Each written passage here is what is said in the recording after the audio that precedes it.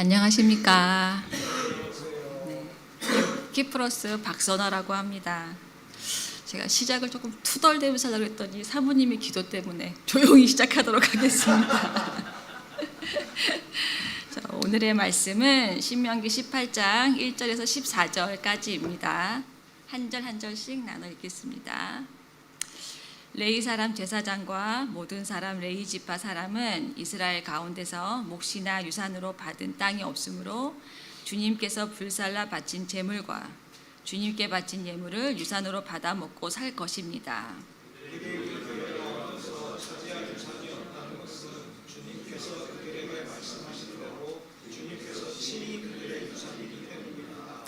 백성이 소나 양을 제물로 바칠 때 제사장이 그들에게서 받을 몫이 있는데 앞다리와 턱과 이는 제사장에 주어져야 합니다.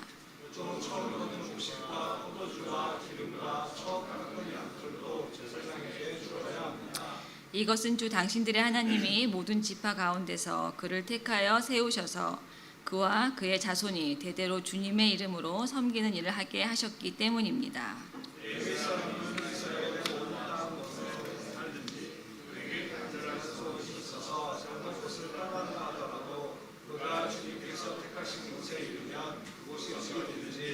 하나님 앞에 서서 섬기는 다른 모든 레위 사람 형제와 다름없이 주 하나님의 이름으로 직무를 수행할 수 있습니다. 그는 조상에게서 물려받은 것을 팔아서 얻은 수익이 있다고 하더라도 다른 제사장과 같이 몫을 나누어 받아야 합니다.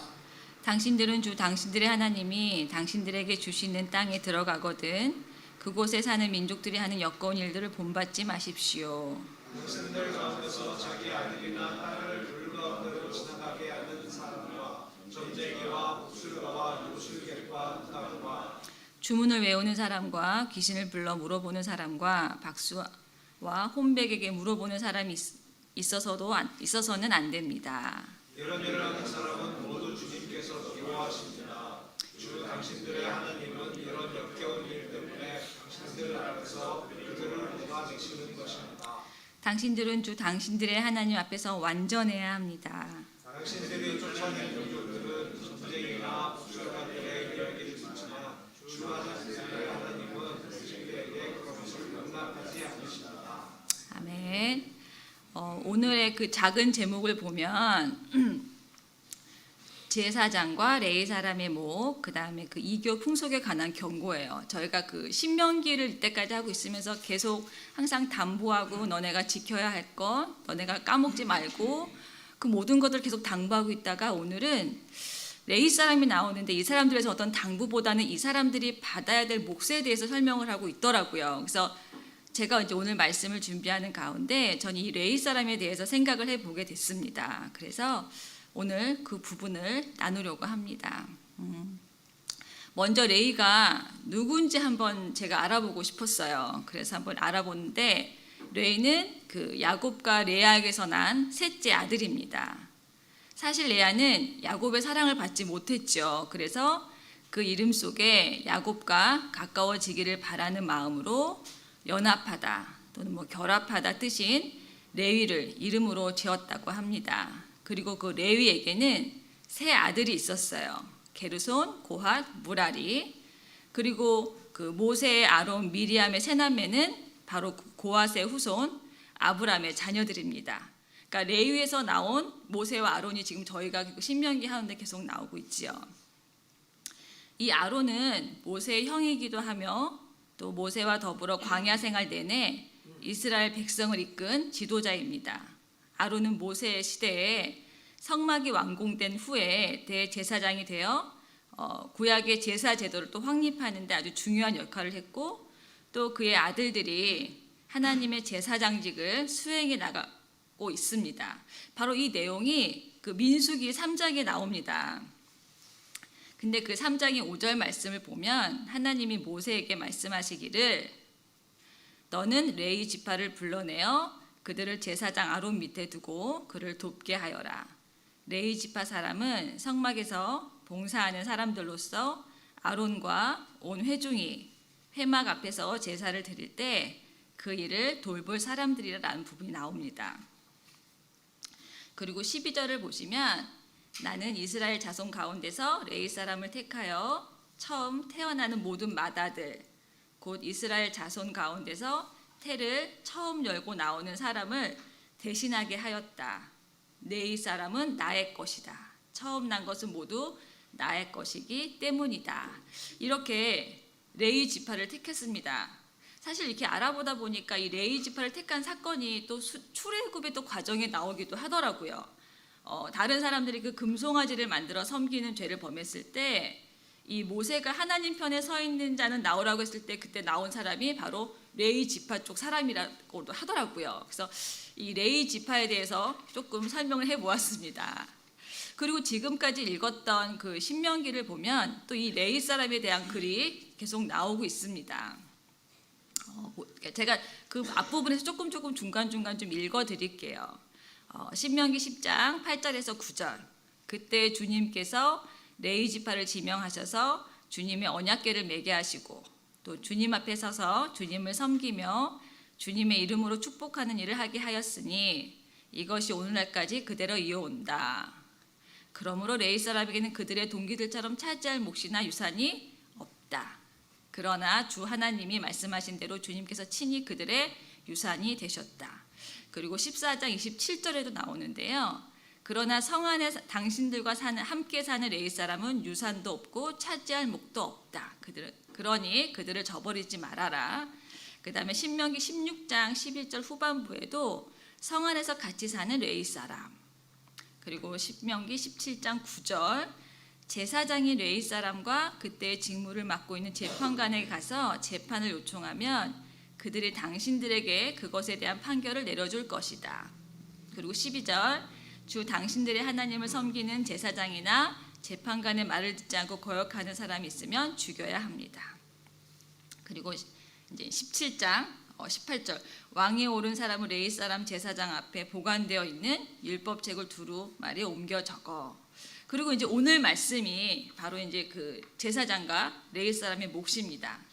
제가 지금까지 말씀드리고 그 읽어드린 부분을 나오는 이 레위 사람 바로 이 제사장에 관한 얘기였는데요.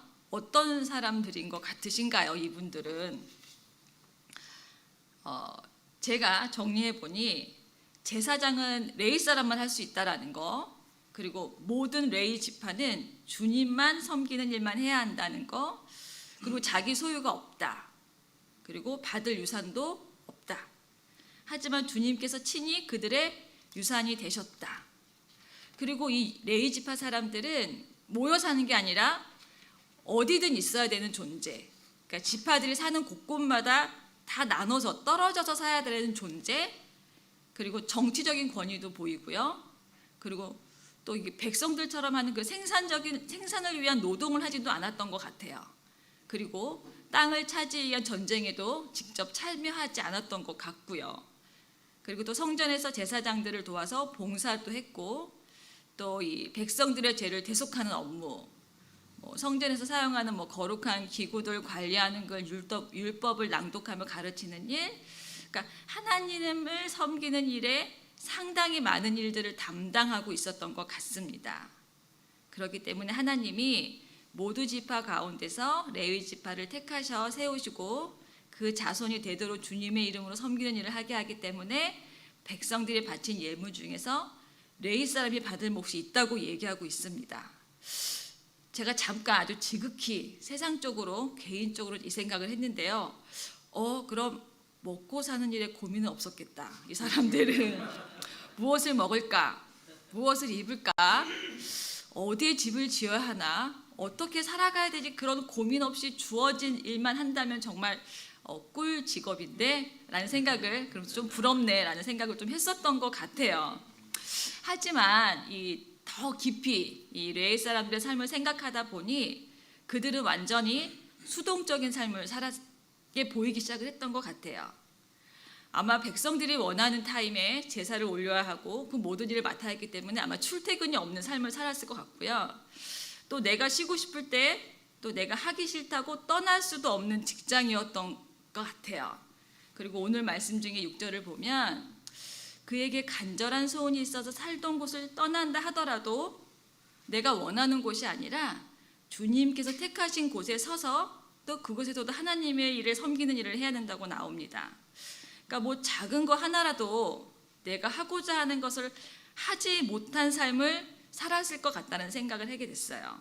같이 모여 살고 싶은 마음도 있고 어쩌면 소나 양의 앞다리를 좋아하지 않을 수도 있고요.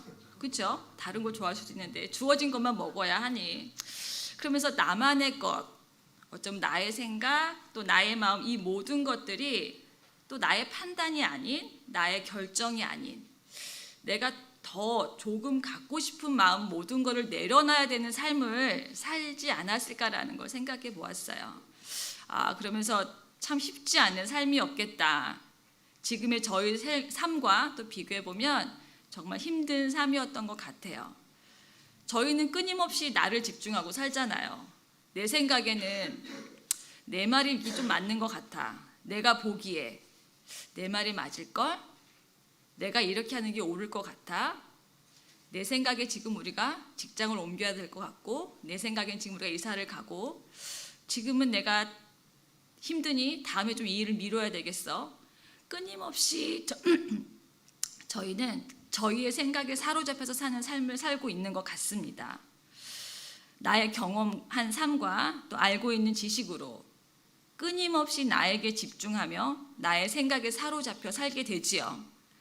내 기준이 옳고 그름을 또 따지고 이익과 손해를 따지고 또 더 나은 것을 향해 항상 고민하고 있습니다. 저희가 하나님 앞에 믿는 자로 서 있긴 하지만 그런데 이 레위지파 사람들을 보면서 이 사람들은 자기의 생각에 사로잡히지 않는 삶을 살았던 것 같아요. 완전히 하나님께 수동적 또 의존적인 수밖에 없는 삶. 어떤 거 하나 결정하거나 내가 생각한 대로가 아닌 주어진 것에 주어진 환경에 순종할 수밖에 없는 나의 소유가 없는 어떤 레위인의 삶을 제가 보게 되었습니다. 그렇기 때문에 그들은 아마 평생 하나님을 바라볼 수밖에 없었고 또 평생을 예배를 위해 섬기며 창조주 하나님과 가장 가까이 살며 또 모든 상황에 하나님이 함께함을 또 경험하는 그 축복된 삶을 살지 않았을까라는 생각을 해보았습니다. 주님께서 친히 그들의 유산이 되셨다고 합니다. 나의 삶에 완전한 주님이 나를 온전하게 이끌어 주심을 경험하는 것. 그게 너무 귀하고 값진 삶이라는 걸 제가 좀 보게 됐던 것 같아요. 또 어디서 찾아보니까 레위 지파는 자신을 바친 목사님이나 교육자로 표현되기도 하더라고요. 근데 제 생각에 조금 넓게 본다면 우리 모두가 다 레위인이 되지 않을까라는 생각을 해보았습니다. 하나님을 위해 살아가는 레위 지파처럼 저희 한 사람 한 사람이 하나님의 은혜와 함께 머물 수밖에 없는 하나님한테 사로잡혀서 삶을 산다면 그건 정말 복된 삶이 되지 않을까라는 생각을 해보았습니다. 감사합니다.